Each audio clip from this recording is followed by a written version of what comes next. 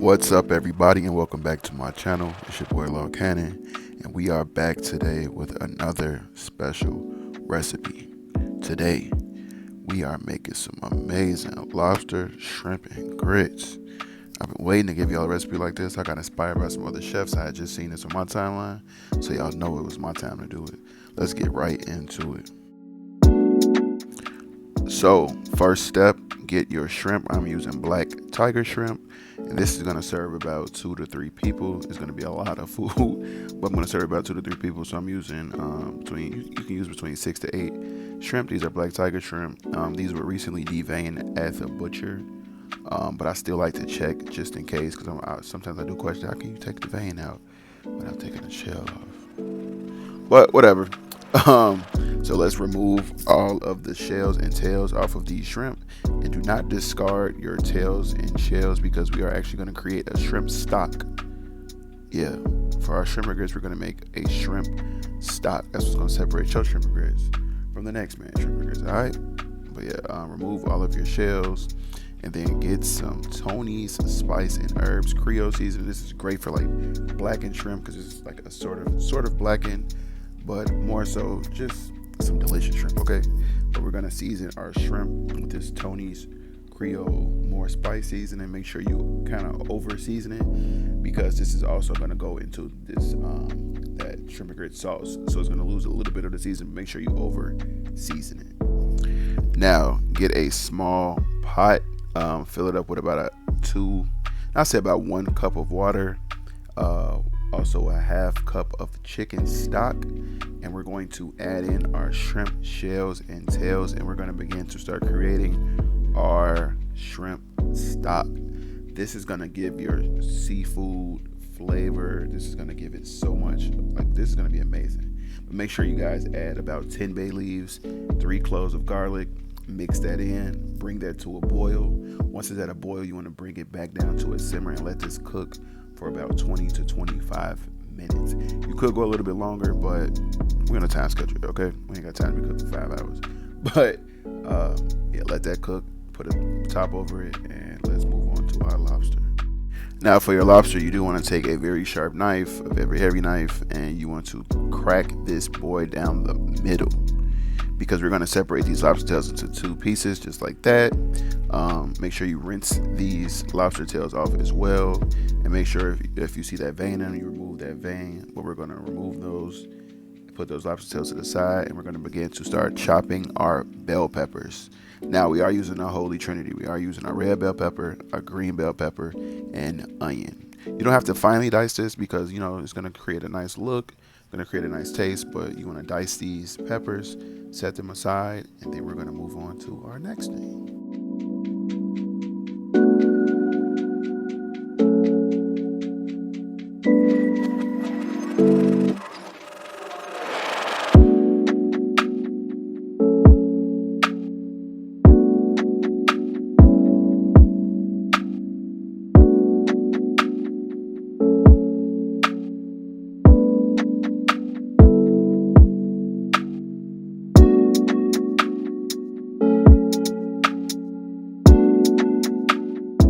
Now, before our lobster tails hit this skillet, we have to hit it with some blackened seasoning.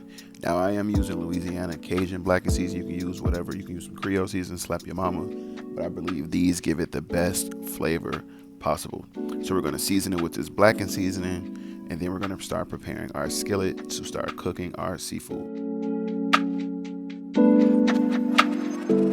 Now, we have to start our skillet off with about 2 tablespoons of olive oil. Bring that to about a medium heat, and then we're going to proceed to add our shrimp. Now, remember, we do not overcook our shrimp. Your shrimp should not ball up and look like O's. Now, your shrimp will ball up a little bit, but you want to bring that to a minimum, okay? We do not want no balled up, rubbery, overcooked shrimp. So let's flip these, get these flipped, and remove them out of the pan. And we about to, y'all as excited as I am, because I just cooked this and I'm still excited to even see y'all cook it. All right, anyway, let's get back to the food.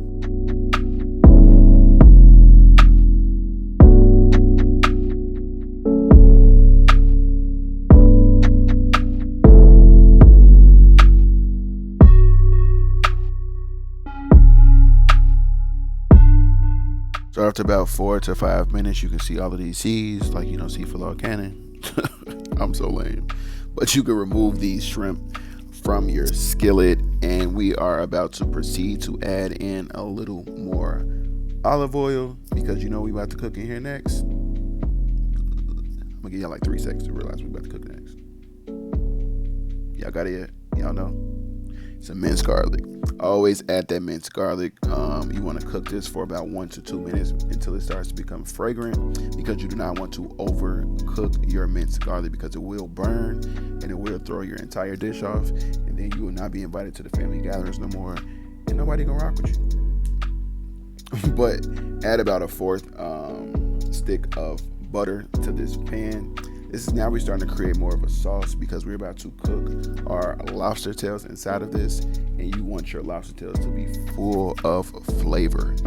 So add your lobster tails meat side down, and let's let these boys cook.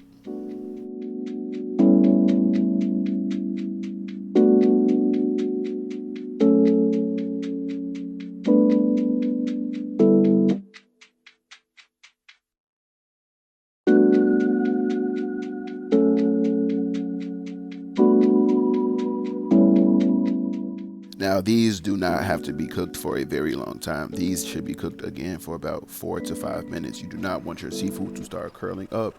This is not overcooked at all, guys. So start flipping these, getting the back of those shells a little bit more flavor too. I know you guys are not going to eat the shells. However, this is going to go inside of your dish. So you just want to make sure every part of your food is well seasoned and well cooked. All right, y'all.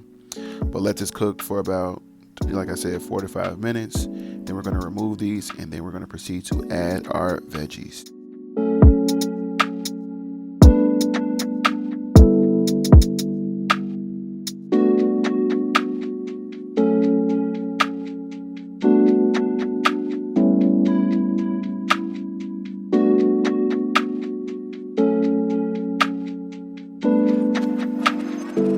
Add your veggies directly into that same grease that we just used, that we just created from our seafood.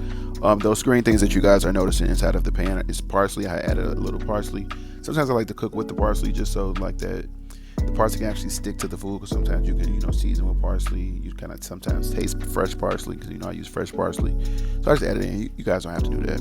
But you want to cook your onions and your pepper blend in this buttery olive oil sauce that we just created. You want to cook this, you can add about another 4 to 2/4, aka a half stick of butter into here, because now our vegetables are cooking. You want to cook these until they are nice, tender, and also fragrant.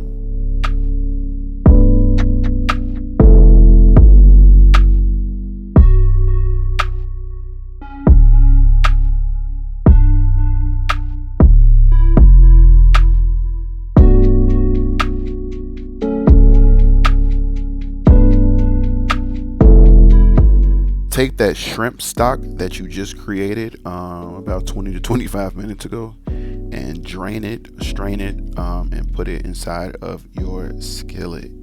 Now we are creating our shrimp and grits sauce, and man, when I tell you guys, like the smell that's going through your kitchen right now, I know your man or your woman probably in there like, man, what is that? Like, what you in there doing? But to seal the deal, it's time to add in about a half pint of heavy whipping cream until your skillet. Bring that to a nice simmer. Bring it to a real nice simmer. Bring all those flavors together. And then we're going to add our shrimp back inside of here. And y'all, you so close. Like, I wish y'all knew how close y'all were to being finished with this. But let that cook. You can bring that to a boil and then cut it down to a simmer once it's to a boil, and then pop the top on there. And oh my, just set that aside, because now it's time to get to these grits.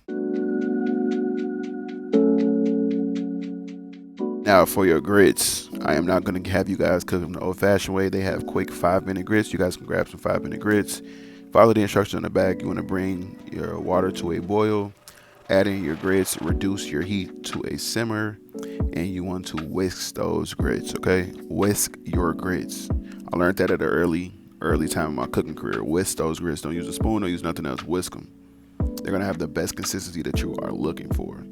So after about 3 to 4 minutes, when they're almost done, you want to add in the rest of that whipping cream that was in that pint that you used. You want to whisk that. Y'all heard me? Whisk that. Hashtag whisk that. Whenever y'all recreate this, make sure y'all use the hashtag whisk that. But you want to whisk these grits until they have a really, really nice consistency, because we are about to add in our secret ingredient. Boom. Gouda cheese. A lot of people like to make Parmesan grits, which I love. I love triple cheddar grits. But something about those Gouda grits with the shrimp and the man. But you want to do about a half bag of Gouda. You can add the whole thing. I just don't like overly cheesy grits. Some people do. But you want to whisk those grits. And now, once those are done, you want to get your bowl, get your pot, get whatever you're using. And it's time to, oh my God, the Lord is my Savior, and I am up. Look what y'all just did. Lobster, shrimp, and grits. This is what you call 5-star restaurant quality. Thank you guys so much for watching. I know you guys are about to recreate this. Please tag me on Instagram, tag me on Twitter, at LawCannon. Subscribe. Do not finish this video without subscribing. Click that like button, and thank you guys so much. And we out of here. You know I'm gonna catch y'all. Give me like 2-3 days. I got another recipe for y'all. But we out of here.